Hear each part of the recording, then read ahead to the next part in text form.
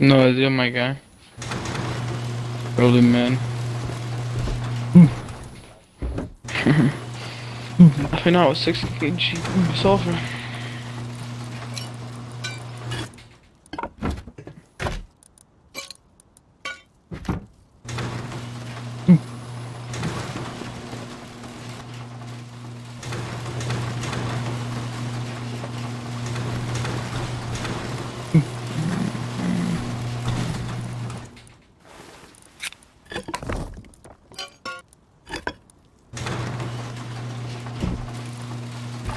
Sure.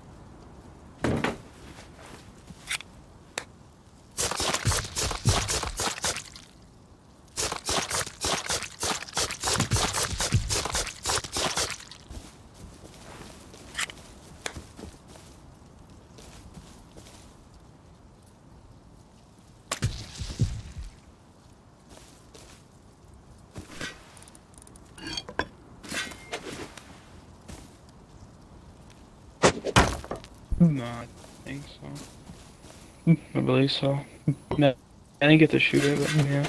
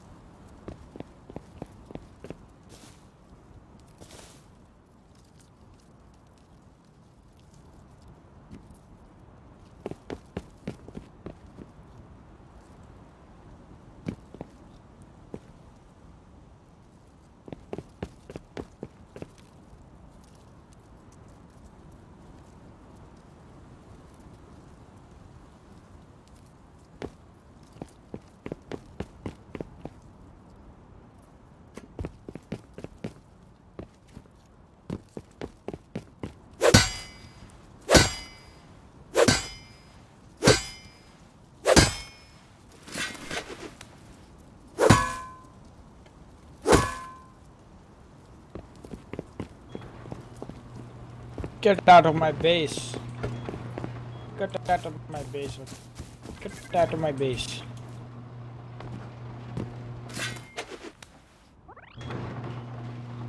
Hey, yo, you want my base?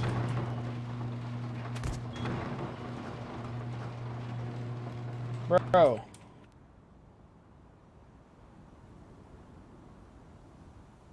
Get out. You can. Jump over the Bro. Broski. Oh, Bro, dude, you want the base? I'll give you the base for free. Go to my front door.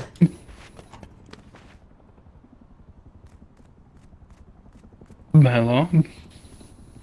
My man, throw all your tools out and kill yourself somewhere.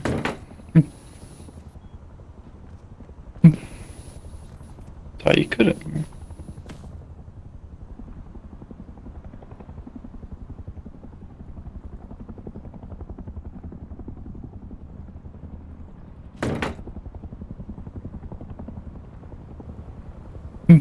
Yeah.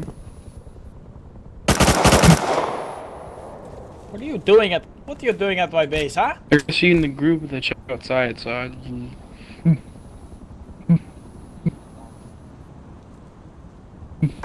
Let me see your stupid face. Let me.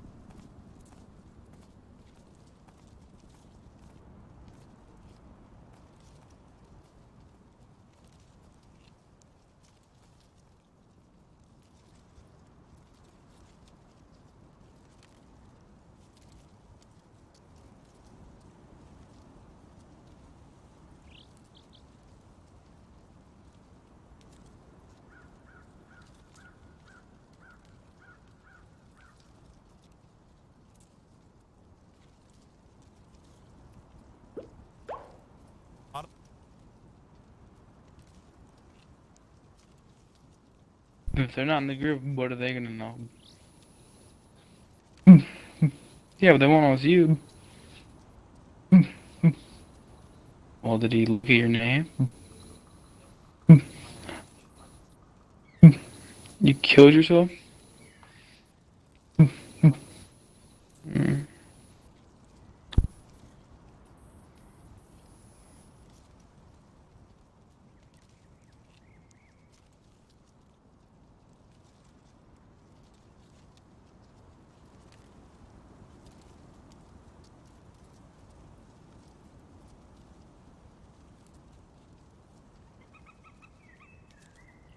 Oh, I am playing Fuseli.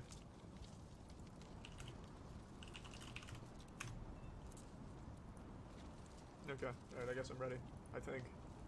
One puzzle down. Now I'm hot. Alright, boys, we're in. Alright, going dark.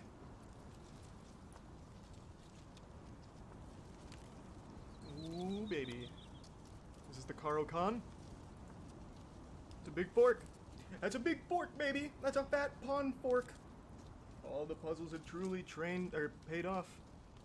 They've turned me into a fork-finding machine. Thanks. That's what I'm looking for, baby.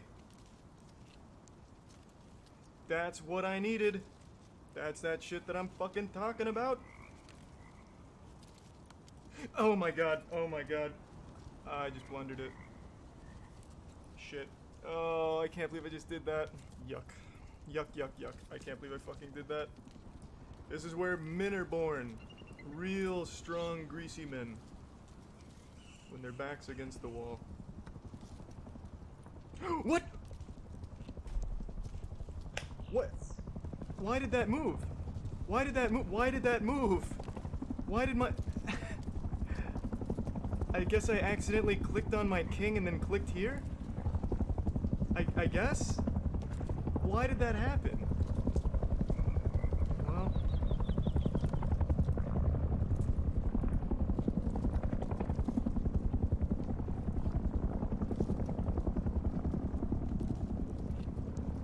Fuck yeah. Well, that was one of the sloppiest games I think I've ever played in my life. I now have a really good attack on that H2 pawn from this position. I just need to get my bishop involved. I wonder if she recognizes the rook is trapped.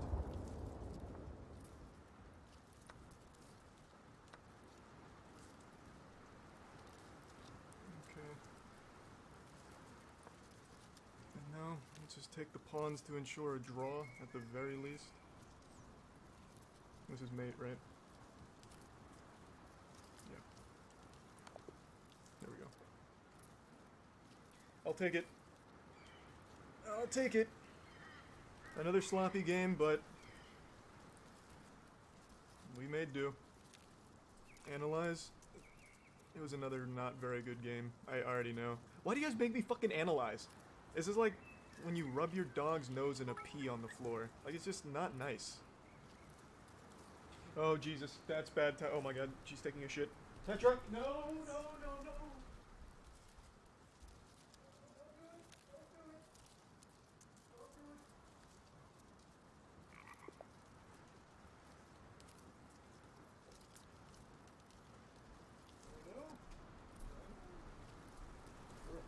Don't worry, team. I'm back. Oh, Jesus. Alright. Alright, perfect timing. I'm only a minute down. Now I got in his head. He's like, wow, what the fuck is he doing? It is what it is. I mean, Tetra had to take a shit. I really don't want to defend it with my queen. It's asking a lot of the old queen here. Maybe I just prioritize development now. Castle long. I didn't see that. Oh, I didn't see that at all. That was big. I didn't notice the discovery check. That's fine, I can block here and still protect. Yeah. Damn. That was interesting. Game. Damn.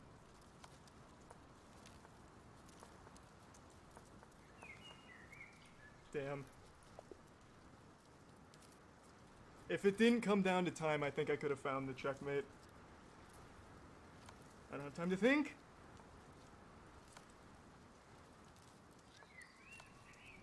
Got your rook. Draw. Gotcha. Actually, I win. I've practiced this so much, man. I know how to do a queen-king checkmate. Bang. Close. Fucking close. Fucking close. I had to work hard as shit for that. Oh, fuck. This Nim is really good. Like, he plays a great game of chess, man. The queen blunder was against Fuseli, not Nim. And we don't talk about the queen blunder in this fucking household, okay? Alright, big guy? We don't mention that. Thanks, Gingy. What's the girl-to-guy ratio for the stream? Just checking. I looked at the data pretty recently. Unsurprisingly, I think we're like 90% female and 10% Remove it. male. Yeah, ladies love this stream, man. Like, if you're looking for a soulmate, you'll probably find him in here. Oh my god. That's fucking huge. That was absolutely fucking massive. And Trump's playing so fast! He's playing so fast! I can't fucking believe that. Alright, we're in it, boys. We're still in it, baby. Are you enjoying it, man? I fucking love chess tournaments, man. I absolutely fucking love chess tournaments. So, the only thing for the record that really pissed me off, it's not the mate. And obviously winning the next game was amazing. It's really his game against the blunder against Fuseli, sort of the sloppiness there. Yeah, that sounds about right. Game against Fuseli. We got some downtime. Oh, nope, no downtime. I come out on top of this exchange. I take.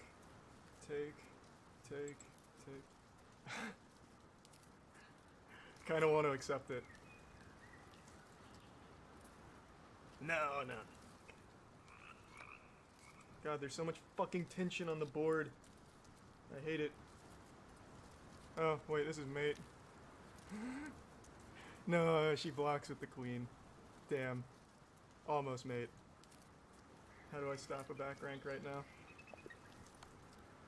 What? Well. Okay. Well, let's just get this one over with quick then. It's not the best game of chess ever played, but god damn it. Doesn't matter. This whole side of the board, I don't even think I've fucking looked at in like an hour. I just don't fucking care about this side of the board anymore, man. This is all I care about. That's all that matters. He's forcing me to think about this side of the board. I keep saying he. I'm just so used to the pool. I lost to timeout. What is this? She's giving it to me. That's what I like to see. I'm gonna make 6 queens. Get that shit out of here. Don't disgrace me. I lost on time, and I'm not a defeated man. I'm tilt proof. I will make you feel true terror. Yeah. Well, that doesn't feel very good. I should be 6-1 instead of 5-2. God, I'm fucking tight. Ah! Tiebreaker again. Oh, Trump has to do the tiebreaker? Alright. I believe. Oh my god! What? What? What the fuck? I thought time ran out. I thought that's what that's. Oh, Jesus. Ah, ah. What the fuck? I thought time was over until he started celebrating. What in the fuck kind of checkmate is this? Yeah, yes, yes, woohoo! Oh, that's definitely some gift subs. That was about the best goddamn checkmate I've ever fucking seen. How did Daniel respond to that? Let me see.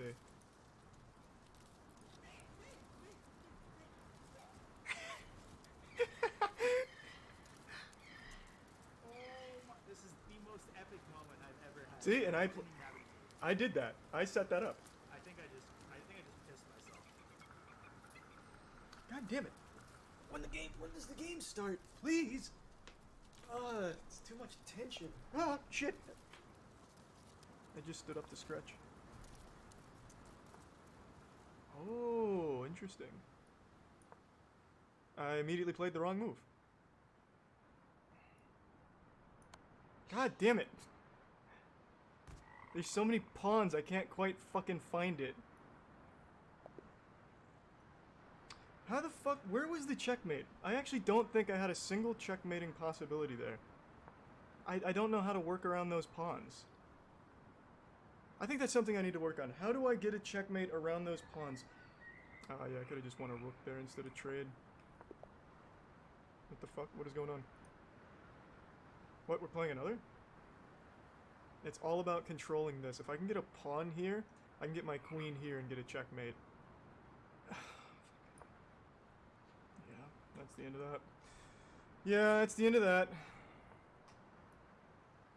The team already lost? I mean, oh well. I'm fucking tight though, man. I really just can't manage time. Appreciate the raids though, Trump and Daniel. I can't do it. Oh well. Second place. I think that's like $2 grand or something. That ain't bad.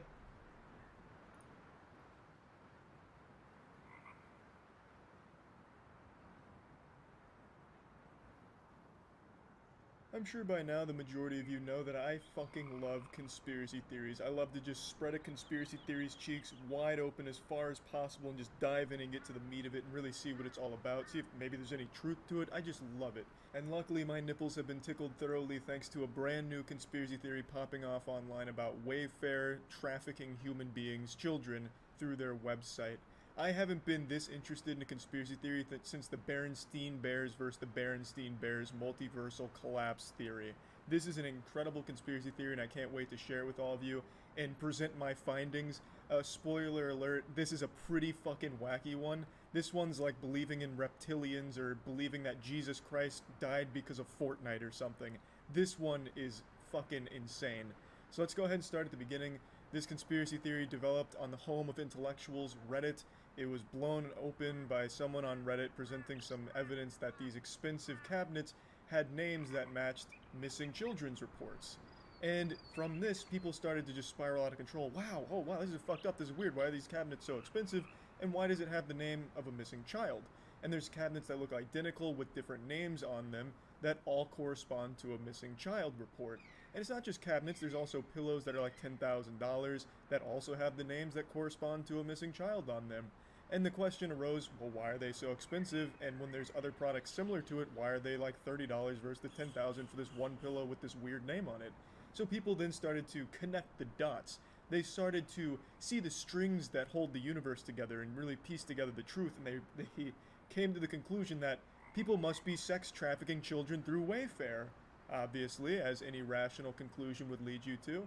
And when I first heard it, I was like, yeah, it's kind of fucking weird, right? Like, why are these cabinets so expensive? And a pillow, I'm not paying $10,000 for a pillow unless it's coming with 15 strippers or something and a nice giant fucking birthday cake. I mean, why is it worth $10,000?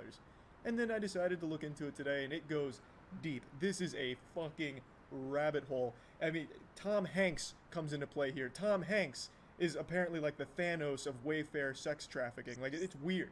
So first and foremost, for those that don't know, Wayfair is a website where you can buy furniture and just like household shit. Typically supposed to be affordable things, but recently people noticed that there's this extremely expensive shit like this here that has a name that matched a missing person. Or so they thought. It turns out the majority of the people that they've used in their examples in this conspiracy are children that have been found, and a lot of these kids, they themselves have come forward and said, hey, look, I'm not actually missing. And then he gonna put his little, why is your caption even that? That don't even make sense. If you post a motherfucker who actually missing, you trying to get motherfuckers to share the shit, what are y'all talking about? Y'all all sound stupid talking about why am I mad? Because I'm not missing. Fuck out of here. Now, a lot of people in the comments on Twitter and on Instagram that I've seen were actually attacking the girl in the video I just showed you, saying that she must be in on it. You know, she must have just broken out of the cabinet she was sold in and is being forced at gunpoint to say these things, which is really weird to just start attacking her for being upset that people are perpetuating the idea that she was literally sold into sex slavery. That's a pretty fucking bold thing to say. That'd be something that'd make me mad if people were like, hey, Charlie, I remember when he was 14 years old, he was sold into sex slavery. I'd be like, hey, wait a minute. No, it wasn't. And that's kind of a mean thing to say. That just didn't happen. But people are so wrapped up in this conspiracy theory, they don't care that it was just outright disproven that this girl is not missing, nor she was sold in the cabinet. They just fall into this delusion and this crazy amount of denial where that doesn't matter. No. See, in fact, this actually proves our point, because she's clearly being held on a UFO that ordered this cabinet from Wayfair, and now they've mind-controlled her to say these things, so obviously it proves that we're right, and all kinds of crazy bullshit. It's like a shitty B-movie plot. And it's not just this girl that was revealed to not be missing, nor has ever been, like, sold in a cabinet. A lot of the popular pictures that were circulating, you could look up those kids and then find stories about when they were found earlier. Like, they were never in a Wayfair, you know, shipment facility or anything like that. Like this kid here with this pillow. People speculated that the pillow must not have any stuffing in it. It was stuffed with the kid's bones and blood. When it turns out, no, you know, this kid was found quite a while ago. And now, just because a lot of the kids were found and were never shipped through the evil laboratory of Wayfair or anything like that, it didn't stop the conspiracy theory. That didn't halt it in its tracks. People still believed it. And that's fine. You know, maybe there was isolated cases like, oh, we were wrong here. That doesn't mean the whole thing's wrong. Just because these were false doesn't mean it's all false. But it does, because, I mean, you can actually prove exactly why it's all wrong. We won't even go into Wayfair's official statement. We'll get to that in a second. But let's just use some common sense here. I believe the statistic is 1,250 missing kids are reported every day. 500,000 every year. Something like that, in that general ballpark. That's a lot of fucking names. That's a ton of fucking names. You could probably find some, like, Xbox Live gamertag level names in a sample size that big. Like, fucking XX Shadow Slayer went missing a year ago. And you could find, like, an XX Shadow Slayer Wayfair pillow that's $9,000, I bet. It's a lot of names is what I'm saying. So it's not impossible that these companies chose a random name that happened to correspond to someone who went missing. And a lot of them are very common names. There's one that was circulating on Twitter that was Annabelle. Annabelle's a super fucking common name, and they just took that Annabelle listing of an expensive cabinet and matched it up with an Annabelle that was missing. You know, that's not a good connection. It's a very common name. That's clearly something that could happen on accident. But then there are those, like, really specific ones, like I showed you with that boy and that pillow. But even that kid was found. He wasn't missing, and he wasn't ever stuffed inside of a pillow like some kind of crazy fucking Frankenstein experiment. He was just found. So it's not unfathomable that these random names they chose just coincided with kids that were missing at some point. But why were they so expensive? That's the biggest question. Why the fuck are these mediocre items so expensive? And I found the answer, or at least the answer the government, the man, wants us to see, I suppose, if you still want to subscribe to the conspiracy. A lot of resellers, what they'll do, when the item is out of stock, they jack the price up to an absurd level that they know nobody's going to try and buy, so that way they can keep it listed, as opposed to saying it's out of stock and taking it off listing. They jack the price up to hold its spot until it's back in stock, and then they drop it back down. That's the tactic I saw a lot of people talking about that actually use Wayfair. That's what they were saying is commonly done there. I think that's a dumb practice, and Wayfair themselves have cracked down on it, it seems. Wayfair's statement says, you know, that obviously it's all wrong, but we did take these down because the names and the pictures don't exactly match why they're as expensive as they are, and the practices or some shit like that. It wasn't a great statement that did nothing to help their case in it being false. It just made it even more confusing because they just took the shit down, which made a lot of people believe that Wayfair was admitting guilt and hiding something. But according to a lot of people that use Wayfair, it's not something uncommon where they jack this price up to a point where no one's going to buy it just so they can hold their listing. And that does make sense. It makes a lot more sense than fucking pedophiles using Wayfair to sex traffic children. Are there sex trafficking rings from like extremely wealthy, powerful people? Abso-fucking-lutely. Yeah, there's a ton of evidence to point to that. But I highly doubt they're operating through Wayfair. That's like saying these people are using, fucking Twitch to start trafficking children through an XQC chat. You know, it doesn't make any sense. Why would they be using something like that to do some shit like that? They'd be using the dark web or something. They wouldn't be going on fucking Wayfair just in the public's eye right under their nose like some kind of comical supervillain trying to fool everyone by doing everything in broad daylight. That just wouldn't happen. These are public listings. Someone could have accidentally ordered one of these expensive items. What's going to happen?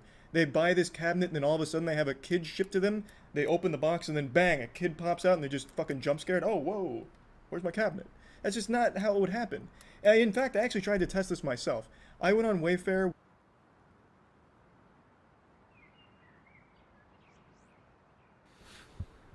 It's the middle of the night, and it starts with a briefing. There's information about firearms at both places. Durham police officers have arrest warrants and a plan. So everybody's clear on what we're doing? Minutes later, the human trafficking unit is on the move. At what point you decided it's time to move in? I think when we have enough evidence that we've gathered from the victim's statement and then just the right timing and safety concerns. This investigation started months ago when a 15-year-old girl came forward to Durham Victim Services. She said she had been lured on social media and forced into the sex trade. We're going to protect our victim, number one, and then lay charges and hopefully prevent them from trafficking any other females that are out there. Either way, we still support them. The focus here is on supporting victims, even if they don't file a formal complaint. The numbers are skyrocketing. Many victims are underaged and terrified. If somebody says it doesn't bother them, they're lying to you. Well, a lot of us have daughters in the unit too, right? Yeah. So you can imagine that, pitching your daughter and gravitating to, this sickening trade that they're involved in, right? Where they're manipulated and they're forced into sex trafficking, or some of them are assaulted. They're brutalized for 10 to 15 times a day. Your tactically, you don't need it. An hour later, they meet with a tactical unit at a Toronto police station. The evidence gathered so far points to two females working for a pimp who's in jail. The women may be former trafficking victims who became recruiters. Our suspect's in the house there. Hello. So we're going to go up and take over from the TAC team. Hey, yeah, the target's there, so can you make your way to the front door? Turns out only one of the two suspects was home. The human trafficking unit spends an hour gathering evidence before leading her out. There are likely more victims. The hope is they will now come forward too. On nights like this, do you feel like you've made a difference in the fair Yes. fight? Yes, we have. What kind of difference do you think you're making? It's a little, it's like taking a spoonful of water out of Lake Ontario one bit at a time, but we're trying our best and that's all we can do. And a tense night quietly ends. Joanna Brumeliotis, CBC News, Toronto.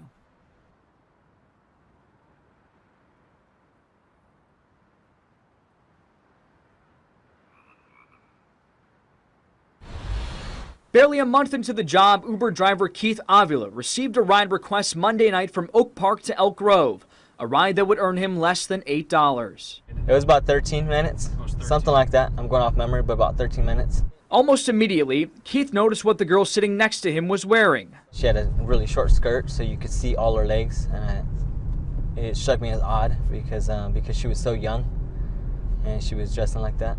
As the girl's appearance caught his eye, a conversation between the 16-year-old girl and one of the two women in the back seat caught his ear. Keith says it sounded more like coaching. First thing you want to do is ask, do you have any weapons? When you're hugging him, just ask, do you have any weapons? Pat him down while you're hugging him. Then a second instruction. Get the donation first. Before you start touching him, going in there, get the donation first. Keith quickly became aware that the Holiday Inn Express in Elk Grove was more than just a stop for the girl next to him. As soon as he dropped off the girl and two women, he called police. I just get enough distance where they're not going to see me, and I make the phone call.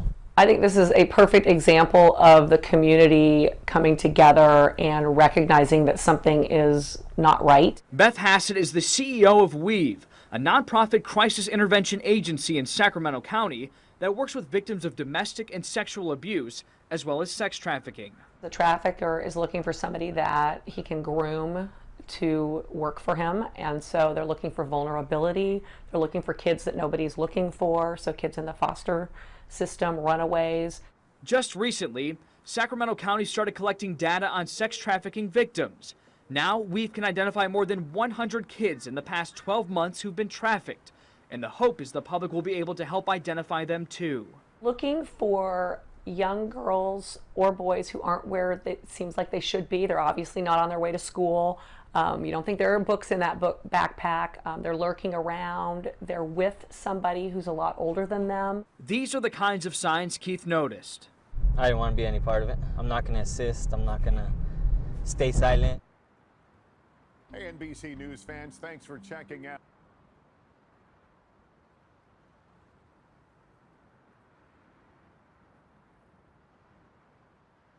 Hi everyone, this is Haley Halverson from the National Center on Sexual Exploitation, talking today about the growing crisis of sex trafficking, child erotica, grooming for sexual abuse, and possible pedophile networking that's happening on Instagram, even as I speak.